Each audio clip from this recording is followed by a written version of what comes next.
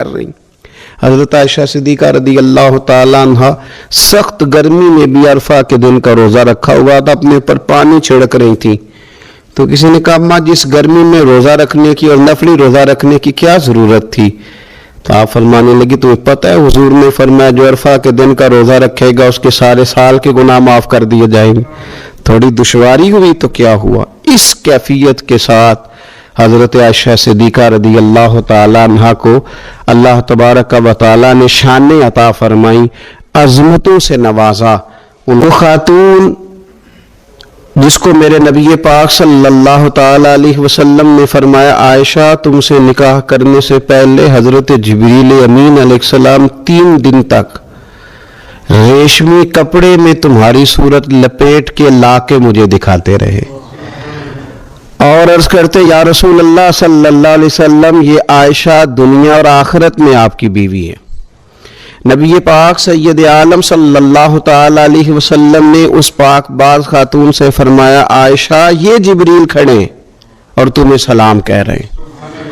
حضرت عائشہ صدیقہ رضی اللہ تعالی عنہ کو اللہ تعالی نے بڑی شانیں عطا فرمائیں اور سب سے بڑی شان یہ تھی کہ وہ رب کے حبیب کی محبوبہ تھی. نبی پاک علیہ السلام نے سیدہ فاطمہ الزہرا رضی اللہ تعالی عنہ سے خود فرمایا کہا فاطمہ تمہارے باپ کو عائشہ سے بڑھ کر کوئی بھی محبوب نہیں. حضرت عائشہ صدیقہ رضی اللہ تعالی عنہ کو اللہ تعالیٰ نے انفرادی عظمتوں سے نوازا، انفرادی شانوں سے نوازا.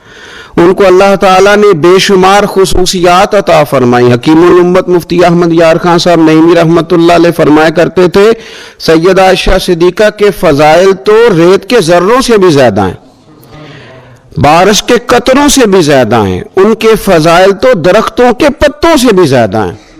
اللہ تبارک و تعالیٰ نے انہیں بڑی عظمتوں سے شانوں سے نوازا. حضرت ابو موسیٰ اشعری رضی اللہ تعالیٰ عنہ فرماتے ہیں کہ نبی پاک علیہ الصلوۃ والسلام کے اصحاب کو اگر کسی دینی مسئلے میں اشکال ہوتا تھا تو وہ جا کے اپنا مسئلہ سیدہ عائشہ صدیقہ سے حل کروایا کرتے تھے. اللہ تعالیٰ نے انہیں اتنا علم عطا فرمایا تھا کہ صحابہ کرام اپنے مسائل جا کے سیدہ عائشہ صدیقہ رضی اللہ تعالیٰ عنہ سے حل کراتے. کیوں؟ اس لیے کہ انہوں نے دین مدینے والے رسول سے لیا تھا، انہوں نے ڈائریکٹ حضور سے دین حاصل کیا تھا، فیض یاب ہوئی. حضور سے جو کچھ انہوں نے حاصل کیا انہوں نے امت میں تقسیم کیا ہزاروں کی تعداد میں.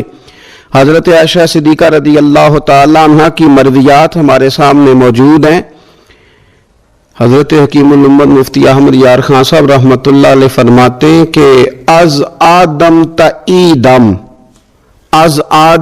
ایدم یعنی جناب آدم علیہ السلام سے لے کر آج تک کائنات میں حضرت عائشہ صدیقہ رضی اللہ تعالیٰ عنہ سے بڑی عالمہ فاضلہ خاتون کوئی نہیں ہوئی. انفرادی علم اللہ تعالیٰ نے انہیں عطا فرمایا. لوگ ان سے مسائل پوچھتے، لوگ ان سے بات کرتے، پھر علم تھا اور علم کے ساتھ اللہ تعالیٰ نے انہیں تقوی کی توفیق عطا فرمائی تھی. صحبت مصطفیٰ کریم علیہ السلام کی برکت سے ان کے اندر اللہ تعالیٰ نے وہ خوبیاں جو تعلیم امت کے لیے اور ہماری اس ماں کی وہ شانیں جن پر ان کی اولاد عمل کرے تو وہ اللہ کے قریب چلی جائے. حضرت عروہ بن زبیر رضی اللہ تعالیٰ عنہ فرماتے ہیں کہ یہ عجیب سخی خاتون تھی. 70,000 دینار میں نے ان کے ہاتھ میں دیکھے، سارے انہوں نے اللہ کے رستے میں خیرات کر دیے، لیکن جب میں نے ان کے اپنے کپڑے دیکھے تو ان کو پیوند لگے ہوئے تھے. 70,000 دینار خیرات کر رہے ہیں، اپنے کپڑوں کو پیوند لگے ہوئے. 1,00,000 دینار ان کے پاس تھا. ان کی خادمہ کہتی ہیں سارا ہی سیدہ عائشہ صدیقہ نے خیرات کر دیا. میں نے کہا اماں جی کو 1 دینار رکھ لیتی ہیں، آپ کا روزہ تھا، میں کچھ کھانا لے آتی آپ کھا لیتی. تو فرمانے لگیں کہ پہلے یاد کراتی تو شاید میں رکھ لیتی. تو سب بانٹ دیا اللہ کے رستے میں. حضرت عائشہ صدیقہ نے یہ اثار حضور سے سیکھا، امت کو سکھایا. فرماتی ہیں ہم کوئی مجبور تھے فاقے کرنے پر؟ حضور کے در دولت پر تو خدا کے فضل سے بڑی نعمتیں آتی تھیں، لیکن حضور ساری ہی رب کے راستے میں خیرات کر دیا کرتے تھے۔ ان کے اندر پھر اتنا ایثار کا جذبہ پیدا ہوا، اتنا انہوں نے ساری زندگی اتنی خیرات کی، اتنا ایثار کیا کہ گنبد خضرا کا وہ حجرہ نور جس میں حضور علیہ السلام کا وہ نورانی مزار ہے جس پر 70,000 فرشتے صبح درود و سلام پڑھتے ہیں، 70,000 شام کو پڑھتے ہیں، وہ حضرت عائشہ صدیقہ کی ملکیت تھا۔ سیدہ عائشہ صدیقہ رضی اللہ تعالیٰ عنہ فرماتی ہیں اس میں حضور کی مقدس تدفین ہوئی، پھر میرے والد حضرت سیدنا ابو بکر صدیق کی تدفین ہوئی، پھر ایک قبر کی جگہ باقی تھی میں نے اپنے لیے رکھی ہوئی تھی۔ لیکن قربانی کا جذبہ ایسا تھا، اثار کا جذبہ ایسا تھا کہ جناب عمر کو زخم لگا، انہوں نے اپنے بیٹے کو بھیج کے کہا کہ اماں جی سے پوچھو میرا بھی دل کرتا ہے کہ میں حضور کے قدموں میں سیدنا صدیق اکبر کے پہلو میں لیٹ جاؤں۔ حضرت عبداللہ ابن عمر کہتے ہیں میں نے جا کے کہا تو وہ رو پڑی، کہنے لگی کوئی اپنی قبر کی جگہ کسی کو نہیں دیتا، اور عمر سے کہنا جاؤ میں نے تمہارے لیے اثار کیا۔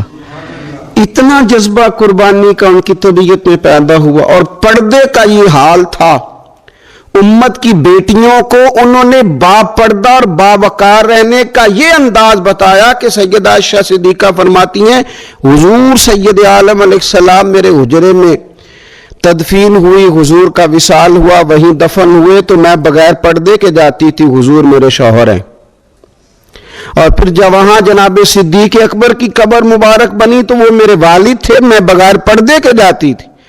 اور جب وہاں حضرت عمر رضی اللہ تعالیٰ عنہ کی قبر بنی تو پھر میں نے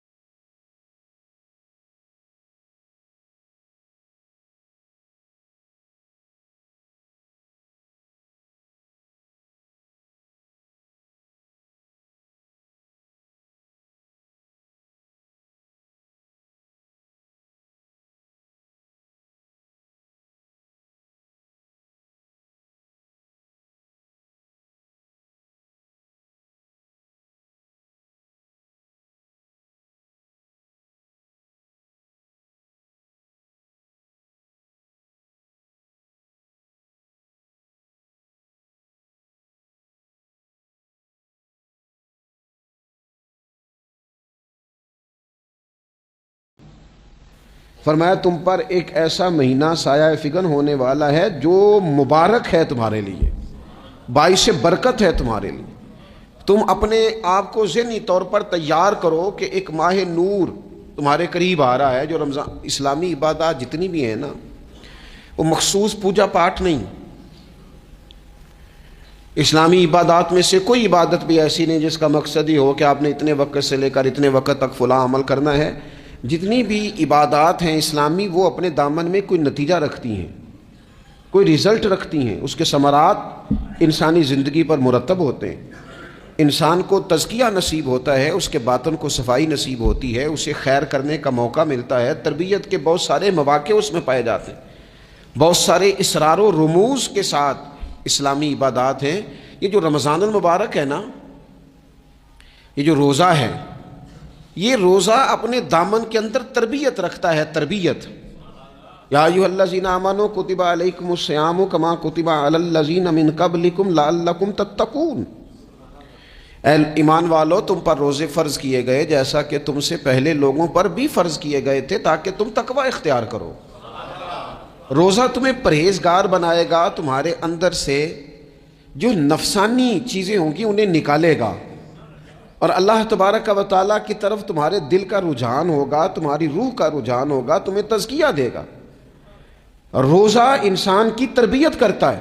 انسان کو روزہ ذہنی طور پر تیار کرتا ہے کہ اللہ کے حکم کے مطابق کھانا ہے, اللہ کے حکم کے مطابق پینا ہے. سب سے بڑا مسئلہ اس دور کا رزق کے حلال کا حصول ہے اور حرام سے اجتناب ہے. تو روزہ ہمیں یہ سبق پڑھاتا ہے کہ ہم وہی کھائیں گے اور اسی وقت کھائیں گے جو کھانے کا ہمیں ہمارے رب نے حکم ارشاد فرمایا ہے, اور جس سے اللہ رسول منع کر دیں گے. جتنی مرضی چمک دمک اپنے دامن میں رکھے, جتنی مرضی, لیکن ہم وہی لیں گے جو ہمارے لیے جائز ہے. آپ غور فرمائیے, روزہ لعلکم تتقون, روزہ تمہیں پرہیزگار کرتا ہے. بہت سارے لوگ ایک بات کرتے ہیں کہ عادتیں نہیں بدلی جاتی. یار کوشش کرتا ہوں لیکن میری عادت نہیں تبدیل ہوتی. میں آپ کو ایک رائے دینے لگا ہوں, مشورہ دینے لگا ہوں. میں آپ سے یہ عرض کرنے لگا ہوں کہ موقع آیا ہے رمضان شریف کا. رمضان میں نا بندہ روٹین میں اپنی عادتیں بدلتا ہے. کسی کو سویرے 7 بجے کھانے کی عادت ہے, کسی کو 9 بجے کھانے کی عادت ہے, کوئی صبح ناشتہ نہیں کرتا, دوپہر میں ہی کھاتا ہے. لیکن رمضان آیا تو عادت بدل گئی. 7 بجے والا بھی نہیں کھا رہا, 9 بجے والا بھی نہیں کھا رہا, دوپہر والا بھی نہیں کھا رہا, سارے سحری میں کھا رہے ہیں. عادت بدل گئی, بالکل طبیعت بدل گئی, روٹین چینج ہو گئی. کوئی اٹھ رہا تھا صبح فجر میں, اللہ کی توفیق سے, اللہ تعالیٰ معاف فرمائے, تو کچھ ایسے بھی تھے جو 9-10 بجے اٹھ رہے تھے, کچھ الحمدللہ فجر پڑھ کے چلو کسی وجہ سے پھر سو گئے, 10-11 بجے اٹھ رہے تھے, روٹین بدلی ہوئی تھی. رمضان آیا تو بدل گئی, سارے سحری میں اٹھ رہے ہیں. تہجد کے وقت سب کی آنکھ کھل رہی ہے. بالکل روٹین بدل گئی, حالات بدل گئے, معاملات تبدیل ہو گئے, اوقات تبدیل ہو گئے, دفاتر کے ٹائم تبدیل ہوئے, اسکولوں کے نظام تبدیل ہوئے, مدارس کے اوقات تبدیل ہوئے, ہر چیز کے اندر تبدیلی آئی. معنی کیا ہے کہ اللہ نے تمہیں موقع دیا ہے کہ عادتیں بدلی جا سکتی ہیں, اپنے آپ کو تبدیل کیا جا سکتا ہے, لائف سٹائل کو چینج کیا جا سکتا ہے. یہ موقع آیا ہے. ایک مہینہ ہے پورا, 2-3 دن 4 دن آپ کی روٹین بگڑ جائے نا سونے کی, یعنی روٹین سے ہٹ کے آپ سونا جاگنا شروع کر دیں تو پھر وہی روٹین بن جاتی ہے. پھر اسی ترتیب سے انسان سارے کام کرتا ہے. تو رمضان میں روٹین چینج ہوگی, سارے تہجد میں اور سحری میں اٹھیں گے. تو اللہ کرے نا یہ روٹین قائم رہے. رمضان میں تو اٹھتے تھے سحری کرنے کے لیے, تو اللہ کرے روٹین بن جائے اور سارا سال اٹھیں تہجد کی نماز ادا کرنے کے لیے. اللہ کرے روٹین بن جائے, چیزیں تبدیل ہو جائیں. وہ لوگ جن کو ڈاکٹر کہہ رہے تھے کہ دوائی بھی کھانی ہے اور پرہیز بھی کرنا ہے, تو وہ کہہ رہے تھے جی دوائی کھانا تو آسان ہے, پرہیز کرنا مشکل ہے. تو بدلنے لگی ہے نا روٹین, آ گیا نا رمضان, پرہیز کا ٹائم شروع ہو گیا. لہذا بہترین فائدہ یہ ہوگا کہ رمضان میں پرہیز ہوگی. ڈائٹ پلان بالکل بنایا جا سکتا ہے, اس میں چیزوں کو بالکل مرتب کیا جا سکتا ہے. تو رمضان شریف کے آنے سے پہلے ذہنی طور پر اپنی عادات کی تبدیلی کا پروگرام بنائیں. عادتیں بدل جایا کرتی ہیں. رسول کریم دنیا میں آئے وَيُزَكِّيكُمْ, حضور تزکیہ کرنے تو آئے ہیں, عادتیں بدلنے تو تشریف لائے ہیں. نبی پاک نے صفائی ستھرائی کر دی, ساری ناپاک چیزوں کو نکال دیا. تو روٹین دیکھیں کہ رمضان میں تقوی کے حصول کے لیے اپنی عادات کو تبدیل کرنا ہے. اور اس کے لیے ذہنی طور پر اپنے آپ کو تیار کریں. وہ جو کہتے ہیں بچے سویرے نہیں اٹھتے, وہ روٹین بنا لیں, یہ موقع آیا ہے, ابھی سے ارادہ کر لیں کہ جناب ہم نے اس ترتیب سے اپنے گھر کو, ماحول کو, بچوں کو اس ترتیب سے ہم نے مرتب کرنا ہے چیزوں کو. یہ آپ ارادہ کریں, اللہ تعالیٰ مدد فرمائے گا. رمضان المبارک کی جو خاص فضیلت ہے, اس خاص فضیلت کو رمضان آنے سے پہلے ذہن میں بٹھا لیں اور رمضان المبارک پورے کا پورا اس ذوق سے گزاریں کہ ذہن میں بات موجود ہو, ذہن میں, کہ دراصل رمضان کیا ہے. اللہ کے پیارے رسول صلی اللہ تعالیٰ علیہ وسلم نے فرمایا, اے لوگو تم پر ایک عظیم المرتبت مہینہ سایہ فکن ہو رہا ہے. حضور فرماتے ہیں شہر مبارک, فرمایا یہ بڑا برکت والا مہینہ ہے, یہ برکتیں لے کے آیا ہے, یہ رحمتیں لے کے آیا ہے, یہ اپنے ساتھ عنایات لے کے آیا. اور نبی اکرم صلی اللہ تعالیٰ علیہ وآلہ وسلم نے فرمایا جو بندہ بھی قرب الہی کی نیت سے رمضان میں نیکی کا طلبگار ہوگا, فرمایا وہ اگر نفل نیکی کرے گا نا تو اللہ تعالیٰ اسے فرض کے برابر ثواب عطا فرمائے گا. اور حضور علیہ الصلوۃ والسلام فرماتے ہیں جو اس مہینے میں ایک فرض ادا کرے گا اللہ 70 فرضوں کے برابر اجر عطا کرے گا. اپنے ذہن میں ایک بات بٹھائی جائے, ذہن میں یہ بات بٹھائی جائے کہ یہ نا برکت والا مہینہ ہے, اس میں میرا ثواب بڑا ضربوں کے ساتھ آگے بڑھے گا. ایک ذہن بنایا جائے اور پھر ثواب اکٹھا کرنا شروع کر دیا جائے. پھر وہ ترتیب بنا لی جائے, کاروباری نہیں, روحانی ترتیب, کاروباری نہیں, یعنی نئے سے نئے سٹال نہ تیار کیے جائیں,